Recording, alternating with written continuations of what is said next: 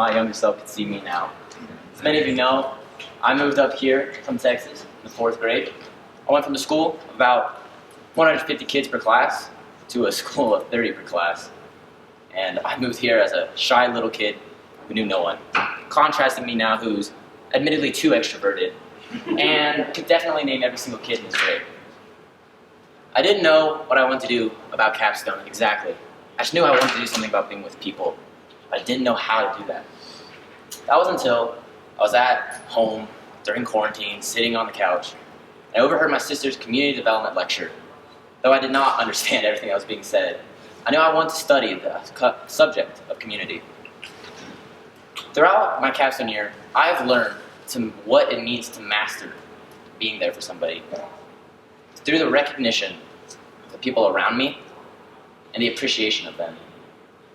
I knew that I loved doing crazy things with people and fostering relationships. And thus, when I came into Capstone, I wanted to be able to be the instrument that brought others together. Simply put, I wanted to learn how to strengthen community through being there with others and bringing them together. In my research, I found that there are 3 things that affect how community works. Play, place, and presence all change how people engage and interact with one another. And through these 3 things, it brought me into my research and experiences that I had. All of this correlates with my future wishes of being a nurse. In the field of nursing, you need to be able to connect with the patient for the betterment of them. You also don't need to just be able to connect with the patient, but rather also be able to connect with their family members and other nurses and doctors in order to heal them. Community is essential to Christianity. In Genesis 12, God tells of a community that He is building to Abraham. He tells that there's a community that He's making that will separate us from the rest of the world and show the world who God is. God wants to be with us. In the beginning of time, God wanted to be with us. He wanted to be one with us through Adam and Eve. Yet God saw that humanity was broken through sin and corruption. Yet, through a community, expressions of love and kindness can grow. One of the first things I did this year was see how a simple game can change the way people interact. I did this through my junior high D group, as you can see right there, that I brought together for a junior high D group tradition of turkey bowling. To tell you what turkey bowling is, basically, get a big old tarp with a grassy area, put dish soap throughout the tarp, wrap a frozen turkey, you bowl it towards the pins. So we did this before Thanksgiving break. As you can see, I have a video of us all doing it. That right there is Mason in my D group.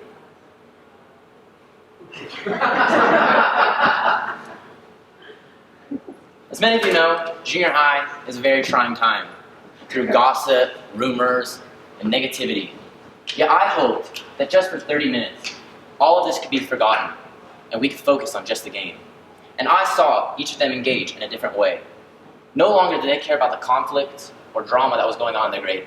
Rather, they were focused on rolling a frozen turkey carcass towards bowling pins at the end of a soapy tarp lane. I wanted to foster a relationship. I wanted to have them all together in one place. And through the help of multiple other high schoolers and their D groups, I was able to make multiple D groups into one. To plan something and see it all come together is truly a great feeling. We accomplished fun, fellowship, and most importantly, community through this time. And that is truly, in all sense of the word, good. I can't really tell you how much of an impact something like turkey bowling will have on kids, but I truly hope that through this event, I accomplished something positive. The next thing I wanted to learn was how setting can change the way people interact. I did this through a hike this year, and I also researched this quote which said, "One's environment can facilitate or discourage interactions amongst people and the subsequent benefits of social support." Environments can influence people's behaviors and motivation to act. So I wanted to put this to the test, because I know that whether you're hiking in the mountains with friends or just watching a movie at a friend's house, the way you two interact are changed by the places you are. So, gathering a large group of people together for the hike, I decided to see how this one hike could change the way we interacted. I chose Carpenter Peaks Hike, which is in Roxborough State Park, because it is known for its tough terrain and its length, and the fact that it was right by my house really helped. Changing on to the difficulty in terrain was the fact that we got 2 inches of snow the night before, which you could say truly meant that the way we interacted was different based off the setting. We all trudged through the snow, slipping and falling as most of us were only wearing tennis shoes. And yet, despite the slipping and falling, new memories were made. The hike took 3 to 4 hours, something that would have been shorter had there not been snow. But it wasn't just 3 to 4 hours of mindless hanging out. It was 3 to 4 hours of making new memories. Actually, I have a picture of us all at the summit. Despite the trudging through the snow, and whether we got to the summit or not, which we ended up doing, it all was a good time. We bonded. Even though I got fined by a park ranger while there, I truly enjoyed myself and had a great time bringing people together. Bringing people together is something that's very essential to me going into college. As we go into college, we're all going to be surrounded by new people that we've never met before. And despite the fact that we all live on college campus together, it's still going to be awkward meeting these new people and interacting with them. Yet, I learned when setting is changed to something new, bonding can occur. Through the challenges and new discoveries ones are making, you all are capable of bonding and truly getting to know one another. The third thing I learned is how presence allows humanity to grow. Throughout this year, I read the book Digital Minimalism by Cal Newport. Digital minimalism is a philosophy in which you exchange your online time, whether on your phone, social media, or video games, for time with things that you value. Cal Newport, the author of this book, never really struggled with social media or any addiction towards it, yet he knew he was in the minority, and thus wanted to help the people break free from the hold that it had. Cal Newport lays out a 3-step program for each of the people reading out his book to separate you from technology's grip. The first step is defining technology in your life. Not all technology is unnecessary or is without cause in your life. For instance, in most jobs, phone calls and texting is very significant to the thing you do. But do you really need Instagram and Snapchat for those jobs? Most often the answer is no. Thus, he inspires you to define the technology rules you have so that you can separate the unnecessary from the necessary. And then after doing such, he asks you to take a 30-day break from the unnecessary. No more Snapchat, no more Instagram, heck, no more video games. This is all meant to show you the life that you could have without these things having control over you. The impact in the life you can have. For instance, one of the people that took up this experiment witnessed how they were able to meet up with their old brother again, who they've lost relationship with. Or even, for example, one woman relearned how to play the piano. Through this 30-day break and after it all, you're supposed to have a slow reintroduction of technology back into your life. The slow reintroduction is meant as a form so that when it comes back into your life, you still have control over it. If you were to give yourself everything you had lost right back, it would still remain to have control over you. But if you choose what to take back, when to take it back, and how it should be in your life, you still maintain control over it. This book really impacted my life, as, like most of you, I'm on my phone possibly a little too much. And I really wanted to have control over technology once again in my life. I applied Newport's plan, and I can now say that I competently have control over technology in my life. Freeing yourself from the holds of technology allows community to grow. As Cal Newport ends his book, he welcomes a free humanity in a controlling world. As going into the next semester, I knew I wanted to do something based off this book about learning about presence. Thus, I interviewed 3 teachers from Front Range to see how presence applies to Front Range and how it can build community. I interviewed Kelly Stidham, Jeremy Wall, and Colin Sutherland as 3 multiple perspectives on the different ways community has been affected in Front Range. One recurring theme through each of their interviews was the significance of what is called the buy-in. Put in terms, the buy-in is the idea that a community will only succeed with as much as they're willing to let. If the community wants to succeed, it has to be because they want to. This has happened in Front Range, as some people at Front Range have not wanted to be together, and thus their grades distance themselves. Yet there has been grades at Front Range that truly want to be with one another, and they have been tight bonds and had long-lasting relationships.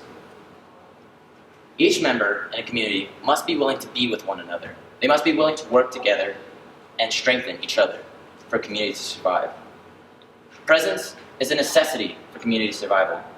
There must be no distractions. That means put away the cell phones every once in a while while you're hanging out. One of the common things I say while hanging out is hang up and hang out. Just let go. You must have more face-to-face conversations. We, all about a year ago, were in a time where face-to-face conversations were simply not an option. As we were all stuck in quarantine, we had to have that video chat. And I think we can all agree that there was a lack of humanity that we felt within that. Yet now that we have the opportunity to have these face-to-face conversations, why would we not take advantage of it? Why would we still allow technology to have control over our life when we could be freed? Through the strengthening of presence, humanity is built. Empathy itself is strengthened.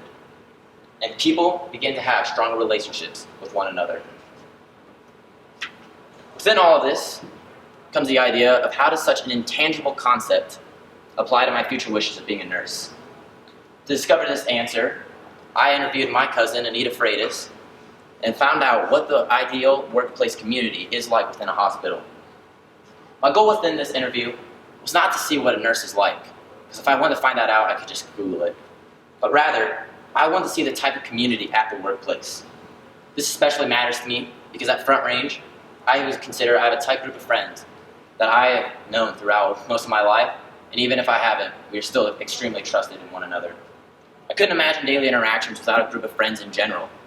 In my future, I don't want to be alone, as most of you would also agree. But I do want to find out if that is a possibility, to go to a hospital and have the same type of communal interaction as you would at Front Range. Through this interview, I was introduced to a new form of communication brought up by Anita Freitas. She said that when in nursing, you must trust the people beside you and not just simply know them. You can't just have the name-to-name basis within community at a workplace. Rather, you have to be willing to look at your employee or your coworker and say, I trust you to get your job done, and you trust me to get mine. This allows for the healing of the patient and more impact within their lives. But yet this doesn't just have to apply to the workplace, even though medicinal work is its own subject and a matter of life and death. Rather, it can apply to friendships that you have. It's got me to thinking about why not in relationships do I look at my friends and look at them and be like, I truly trust you to have the best goal for my life. And hopefully you trust me to do the same. Why not have form of a deeper friendship and a new relationship through trustworthiness? Being with people is healing. Obviously, you need to be with people to heal in nursing, but rather it is healing when you're all together, you are truly able to be in one another's presence and get to know each person. God is making a new community, a community that is separating us from the rest of the world. This is not Him segregating us from the rest of the world, setting us apart. Rather, this is an open gate community that is willing to allow new people to come in so that God can get to know them and they can get to know God. The more people that come into this community, the more we are able to grow as a connected faith. God sees community as a blessing, and so do I. This year, for Capstone, has been filled with me learning about the value of community. I learned about how a simple game could change the way people interacted. I learned how the change of a setting can change the way people engaged and were with each other. And furthermore, I learned that there's something stripping away not only our community, but our humanity, and we must find a way to fix it. Community has been integral to my time at Front Range.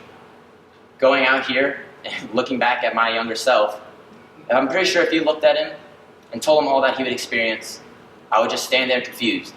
Because what I've had through community at Front Range is truly indescribable. I could never have thought that I would have what I've experienced. Whether it was playing at recess or PE and just truly getting to hang out with your friends. Whether it was going over to somebody's house and seeing how they looked outside of this, or how they acted outside of the classroom for the first time. Or simply being there for someone who's hurting. No talking, just sitting and being. Community has defined my life. I hope to remember community's impact as I go on throughout my life. And I hope to be able to look back and witness even more significant moments through community. A quote I had by American author Margaret J. Wheatley said, "There's no power for change greater than a community discovering what it cares about." Community has the power to change lives. It certainly changed my life, and I hope one day it changes yours.